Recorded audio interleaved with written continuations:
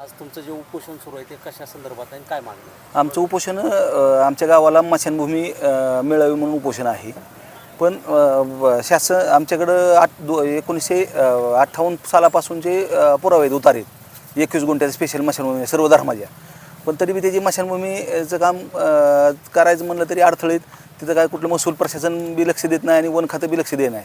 आणि महाराष्ट्र सरकार काय म्हणतं किंवा आपल्या पालकमंत्र्यांचं असं म्हणणं आहे की ज्या गावाला स्मशानभूमी नाही त्या गावाला निधी देणार नाही. मग असं म्हणजे कोंडी झाली आहेत आमची किंवा शासनाने सरकारचं म्हणणं आहे की स्मशानभूमी झाली पाहिजे आणि आमची मागणी स्मशानभूमी झाली. मग अडतंय कुठं घोडं आता हे जेव्हा निर्णय प्रशासनाने लवकरात लवकर घ्यावा अशी आमची सगळ्या ग्रामस्थांची विनंती आहे. नाही घेतला तर आम्ही असंच उपोषण चालू ठेवणार. हां, सकाळपासून उपोषण सुरू आहे. काय या संदर्भात अधिकारी वगैरे भेटलेत का?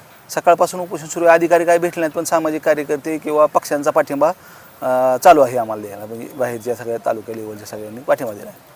मी दिला राष्ट्रवादीतर्फे, देशमुख साहेबांनी दिला मराठा आंदोलनातर्फे, उतरेश्वर कांबळेंनी मगाशी पाठिंबा दिला आहे.